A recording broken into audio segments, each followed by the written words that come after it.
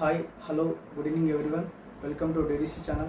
ఎవరైతే మన ఛానల్ని సబ్స్క్రైబ్ చేస్తూ లైక్ చేస్తూ షేర్ చేస్తున్నారో వాళ్ళందరూ కూడా ప్రత్యేక ధన్యవాదాలు. సో మీరు కూడా మన ఛానల్ని సబ్స్క్రైబ్ చేయకపోతే ఖచ్చితంగా ఇప్పుడైనా సబ్స్క్రైబ్ చేసుకోండి. సో టాపిక్లోకి వెళ్ళినట్టయితే ఈరోజు మనం చెప్పుకోబోయేటువంటి టాపిక్ ఎస్పెషల్గా 10th క్లాస్ బోర్డ్ ఎగ్జామ్కి సంబంధించినటువంటి విషయాల గురించి ఈ వీడియోలో డిస్కస్ చేయబోతున్నాము. సో ఎగ్జామ్స్ అనేవి ఎప్పుడున్నాయి, ఎగ్జామ్స్కు ఎలా ప్రిపేర్ కావాలి, ప్రిపేర్ అయినటువంటి వాళ్ళు ఎగ్జామ్ని ఏ విధంగా రాయాలి, ఇవన్నీ కూడా ఈ వీడియో లోపల ఎక్స్ప్లెయిన్ చేసేటువంటి ప్రయత్నం చేస్తాను. విద్యార్థులందరూ కూడా వీడియోని లాస్ట్ వరకు చూసేటువంటి ప్రయత్నం చేయండి. ఖచ్చితంగా ఈ వీడియోని మీరు లాస్ట్ వరకు చూస్తే మీరు 10th లోపల మంచి మార్క్స్ స్కోర్ చేయడానికి ఈ వీడియోలో చెప్పేటువంటి టిప్స్ మీకు బాగా ఉపయోగపడటం అనేది జరుగుతుంది. టాపిక్లోకి వెళ్ళినట్టయితే 10th క్లాస్ బోర్డ్ ఎగ్జామ్స్ మనకు March 21 నుంచి 10th బోర్డ్ ఎగ్జామ్స్ అనేవి స్టార్ట్ కావడం అనేది జరుగుతుంది. నాకు తెలిసి ఇంకొక 25 డేస్ మాత్రమే ఎగ్జామ్కి టైం ఉంది. మరి ఈ టైం లోపల ఏం చేయాలి, ఎలా చదవాలంటే మీరు బాగా గుర్తుపెట్టుకోండి. ఇప్పటి వరకు మీరు 10th క్లాస్లో ఉన్నటువంటి టోటల్ సిలబస్ని మినిమం 2 times అన్నా 3 times అన్నా రివైజ్ చేస్తే మీరు 10thలో టాపర్ అవుతారు. మరి రివైజ్ చేయలే సో అలాంటప్పుడు మీరు టాపర్ కావాలని మాత్రము ఆశించకండి. కాబట్టి ఈ టైంలో మాత్రం ఈ ఉన్నటువంటి 20 days టైంలో మాత్రం మీరు కొత్తగా ఏ విషయాన్ని మాత్రం చదివే ప్రయత్నం చేయకండి. మీరు ఇప్పటి వరకు ఏదైతే చదివినరో దాన్ని మాత్రమే రివిజన్ చేయండి. మోడల్ పేపర్స్ ఏవైతే ఉంటాయో 10thకి సంబంధించినటువంటి VGS కానీ లేదంటే కొన్ని ప్రైవేట్ బుక్స్ సంబంధించినటువంటి మోడల్ పేపర్స్ని ప్రాక్టీస్ చేసేటువంటి ప్రయత్నం చేయండి. కొత్త విషయాలు కూడా ఏవి కూడా నేర్చుకునేటువంటి ప్రయత్నం చేయకండి. మరి 10th లోపల మనకు మొత్తంగా 7 సబ్జెక్టులు ఉంటాయి. Telugu, Hindi, English, maths, physics, bio, social. ఇవన్నీ సబ్జెక్ట్స్ కూడా మనకు 80 మార్క్స్కి ఎగ్జామ్ కండక్ట్ చేయడం అనేది జరుగుతుంది. ఇందులోపల తెలుగు, హిందీ ఈ యొక్క సబ్జెక్టులో అయితే మనకు 7 మార్క్స్ క్వశ్చన్స్, మరియు దాంతోపాటుగా 3 మార్క్స్ క్వశ్చన్ ఆన్సర్స్, మరి దాంతోపాటుగా ప్యాసేజ్ ఆన్సర్స్ ఇలాంటివి రావడం జరుగుతుంది. ఇంగ్లీష్లో అయితే టోటల్గా గ్రామర్ పార్ట్ రావడం అనేది జరుగుతుంది. మ్యాథ్స్ లోపల కూడా మనకు long answers 6 marks question answers ఈ విధంగా రావడం అనేది జరుగుతుంది. సోషల్లో కూడా 6 మార్క్స్ క్వశ్చన్ ఆన్సర్స్, బయాలజీ లోపల కూడా 1 mark question answers, 6 marks 4 marks question answers అనేవి రావడం జరుగుతుంది.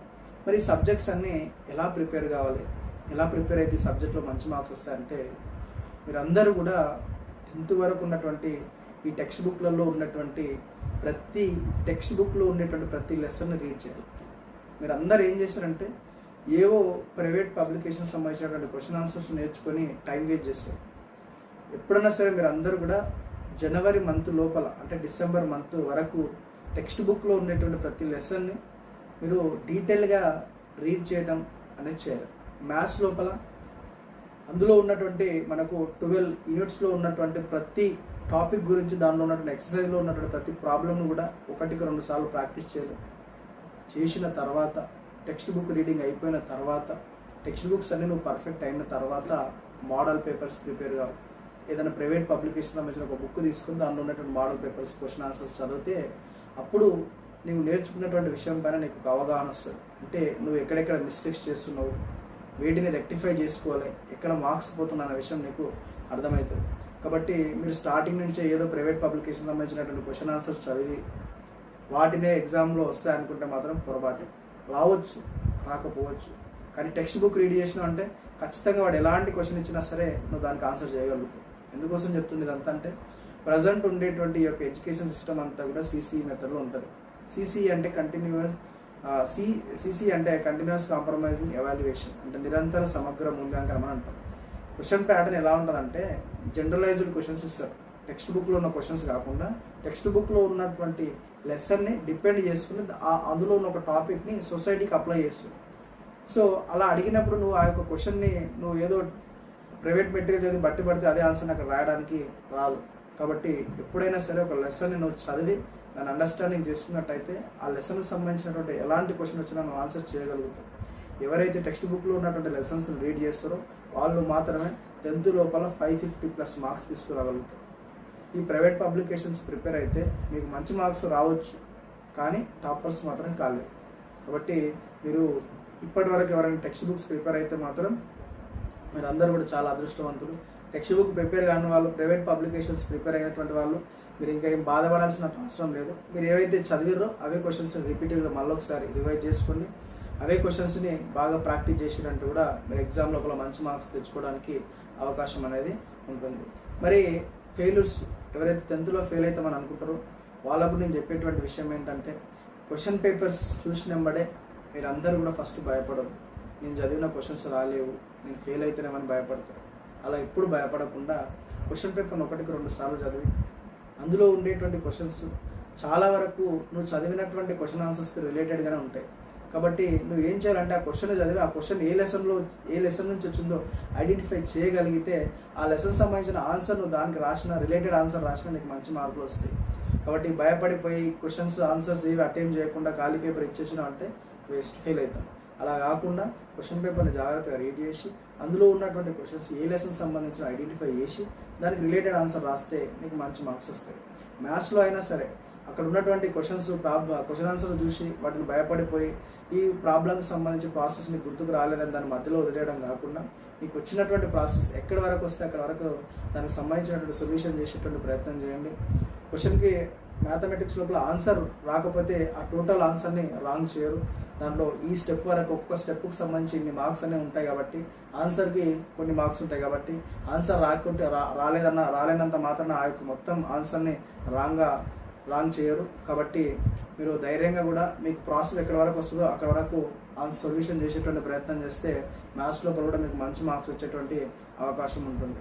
ఎస్పెషల్గా మెయిన్ బిట్ పేపర్, ఈ రిమైనింగ్ పార్ట్ అంతా కూడా మీరు ఎలా రాసినా మీరు పాస్ అవుతారా కాదనేది మాత్రం డిపెండ్ అయ్యేది బిట్ పేపర్ పైన. అందుకోసం అంటే బిట్ పేపర్ అనేది 20 మార్క్స్ ఉంటుంది. 20 మార్క్స్ బిట్ పేపర్ నువ్వు పర్ఫెక్ట్గా చేసి క్వశ్చన్ పేపర్ లోపల నువ్వు ఒక 10 మార్క్స్ 20 మార్క్స్ పర్ఫెక్ట్ చేసినా ఈజీగా పాస్ అవుతావు. కాబట్టి బిట్ పేపర్లో ఎట్టి పరిస్థితులలో కూడా ఒక్క మార్కు కూడా తప్పుపోకుండా చేయగలిగారంటే మీరు 100% పాస్ అవుతారు.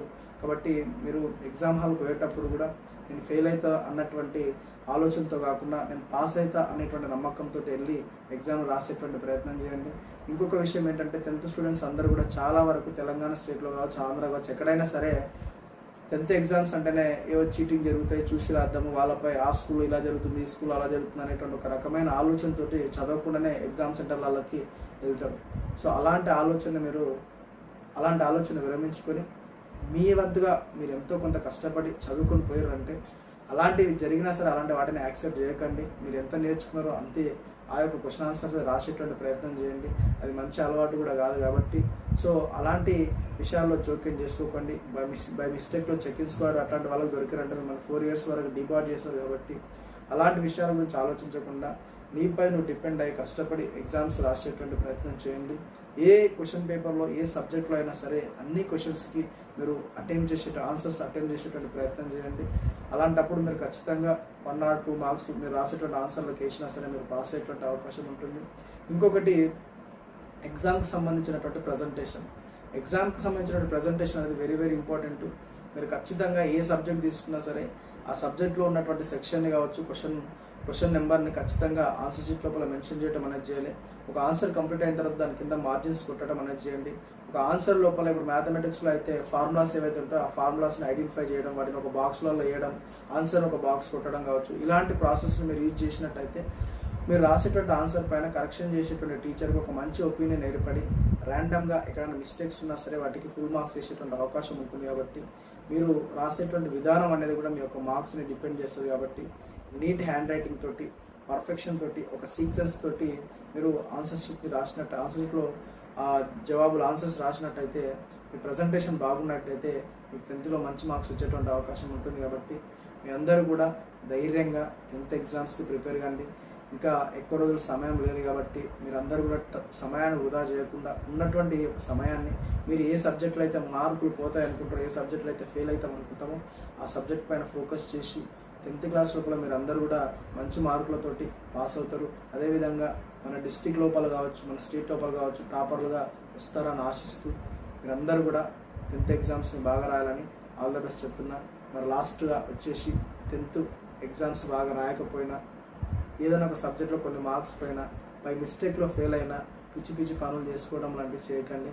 10th ఫెయిల్ అయినంత మాత్రం కొంపలేము మునిగిపోవు, మీ జీవితాలు ఏమి అక్కడికి ఆగిపోవు. కాబట్టి వాటి గురించి ఏవో ఆలోచించి పిచ్చి పనులు చేస్తే ఎలాంటి ప్రయోజనం లేదు. 10th ఫెయిల్ అయినా చాలామంది వ్యక్తులు జీవితంలో గొప్ప గొప్ప స్థానాల్లో ఉన్నారు కాబట్టి నువ్వు ఫెయిల్ అయినంత మాత్రాన జరిగేది ఏమీ లేదు. కాబట్టి అలాంటి ఆలోచన విరమించుకోండి. మళ్ళీ 2 months తర్వాత వేరే ఎగ్జామ్స్ మళ్ళీ మీకు సప్లిమెంటరీ ఎగ్జామ్స్ ఉంటాయి, రాసి పాస్ అయిపోయి మళ్ళీ ఇంటర్కి వెళ్ళిపోవచ్చు. కాబట్టి ఒకవేళ బై మిస్టేక్ అలాంటివి జరిగినా సరే అలాంటి ఆలోచన మాత్రం చేయకండి. జీవితం అనేది చాలా విలువైనది. ఒక్కసారి పోయిందంటే మళ్ళీ ఎవరు తిరిగి తీసుకురాలేదు. కాబట్టి ఏదైనా సరే మనం బతికుండి సాధించాలి, చనిపోయి సాధించేది ఏం లేకుంటుంది. కాబట్టి మీరందరూ కూడా అలాంటి పనులు చేయాలని ఆశిస్తున్నా. సో మీకు ఏమైనా డౌట్స్ ఉన్నా కామెంట్స్ కింద పెట్టేటువంటి ప్రయత్నం చేయండి. ఖచ్చితంగా దానికి ఆన్సర్ చేసేటువంటి ప్రయత్నం చేస్తాను. మీరందరూ కూడా మంచి మార్కులతో పాస్ కావాలని మనస్ఫూర్తిగా ఆశిస్తున్నాను. Thank you.